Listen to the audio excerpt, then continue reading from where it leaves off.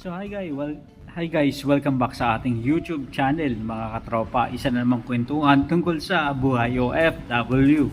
So ngayong araw na to, pag-usapan natin yung pagiging OFW. Ano nga ba yung mga karanasan ng mga OFW natin sa ibang bansa na hindi nila sinasabi sa social media.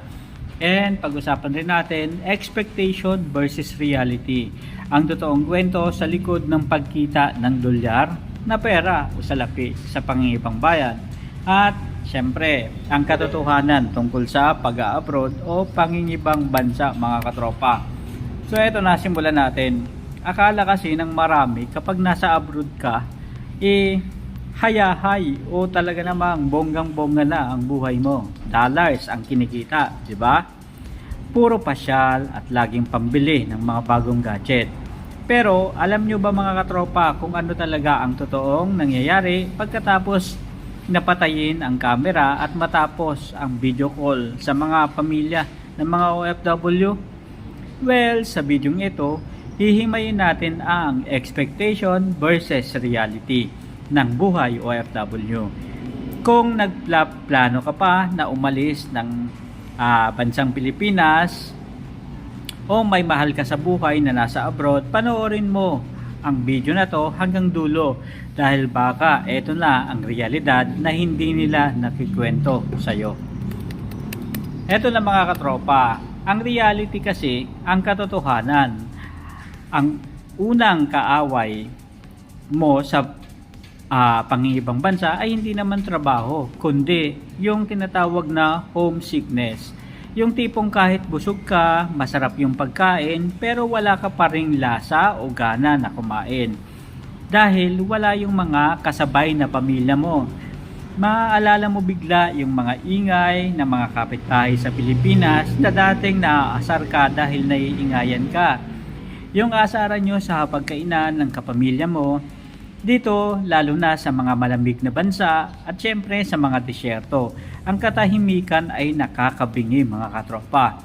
Idagdag mo pa yung culture shock na tinatawag mula sa language barrier hanggang sa sistema ng pagtatrabaho na minsan ay sobra o napakahigpit naman talaga. Isa pang realidad mga katropa ay yung hindi nila alam na ang bawat sentimo na pinapadala natin ay may katumbas na matinding pagtitipid. Maraming OFW ang nagtitiis sa noodles o sardinas, minsan pansit canton lang ang kinakain para lang lumaki o mas malaki pa ang maipadala nilang pera sa Pilipinas. May mga silent battles kasi mga katropa na nilalabanan ng mga OFW. Yung bayad ng utang na ginagamit pang alis, and syempre yung panggasto sa renta at yung insurance na rin. Masakit yung minsan kapag hindi ka nakakapagpadala sa pamilya mo o maliit lang yung naibigay mo, parang ikaw pa ang napakasama. Ang pressure na maging provider ay isa sa pinakamabigat na pasa ng isang OFW mga katropa. Reality din, dito bawal ang tamad mga katropa. Kung sa Pilipinas pwede kang magpetiks-petiks, pero sa ibang bansa mga katropa, dito bawat minuto mo ay bayad at kailangan kang kumilos. Maraming OFW ang nagdo-double job para lang makapag-ipon ng mabilis. Yung pagod kasi na kahit minsan masama ang pakiramdam ay kailangan mo pa rin pumasok dahil manghihinayang ka mga katropa sa perang kikitain mo. Yung pag-uwi mo sa bahay, wala kang uuwian na lutong pagkain o malinis na bahay. Ikaw pa rin ang gagawa ng lahat ng gawaing bahay kahit galing ka ng mga katropa sa 12 hours na shift. Ayan. So, realidad talaga yan na talagang nararanasan ng mga OFW natin. So, tayo mga katropa, nagtrabaho tayo sa ibang bansa and naranasan natin yung mga bagay na katulad na ito.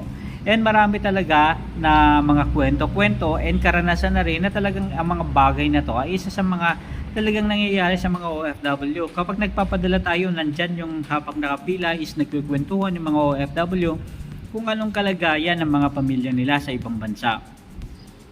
Ito na mga katropa, pero sa kabila ng lahat ng hirap ng mga ito, bakit marami pa rin mga katropa yung nananatili? Dahil sa dulo ng bawat sakripisyo, yung sabi nila, iniisip nila may bunga ang paghihirap. Nakikita nating nakapagtapos ang mga anak, pamilya ng mga OFW na ipapatayo ang mga pangarap na bahay at syempre nakakatulong sa komunidad. Ang pagiging OFW kasi ay hindi lang laging tungkol sa pera mga katropa. Ito ay tungkol din sa katatagan ng loob at tunay na pagmamahal sa sarili nating pamilya mga katropa. So maraming mga kwento mga katropa, kwento ng tagumpay ng mga OFW na sinuportahan yung kanilang pamilya, pinag-aral yung kanilang mga kapatid, yung mga single naman na wala pang anak, pinag-aral yung kanilang mga pamangkin. Nakaka-proud tingnan mga katropa dahil kahit nasabihin mo na minsan yung iba, simple lang yung trabaho nila pero nagagawa nila yung mga bagay na to at yung mga sakripisyo na katulad nito. Makikita natin na talagang tunay at totoo yung pagmamahal nila at yung concern nila sa kanilang pamilya. And makikita rin natin yung iba't ibang mga success story ng mga OFW, nakabili ng mga lupa, nakabili ng mga farm, and nakapagpatayo ng mga magaganda, malalaking bahay kung saan galing sa mahirap, nakapagpundar sila at naipakita nila dun sa pamilya nila na ilipat nila sa isang magandang komunidad, magandang bahay, and nabago yung kanilang uri ng pamumuhay. Meron namang mga katropa na ibang mga OFW na nakapagpatayo ng sarili nilang negosyo and doon hangang-hanga tayo. Kasi ibig sabihin lang nito mga katropa, talagang yung bawat pera na pinaghirapan nila, pinagtipiran nila at pinag-iipunan nila, talagang may napuntahan. Ibig sabihin nito, nakapagtayo sila ng negosyo and dun sa pagtatayo nila ng negosyo, makikita na may pumapasok rin na pera mga katropa. And yung pagpasok ng pera, yun yung magiging security nila para masabi nila na okay, kahit na mag-retire na sila sa ibang bansa, hindi sila nakatunganga at tuloy-tuloy pa rin yung daloy ng pera sa kanila.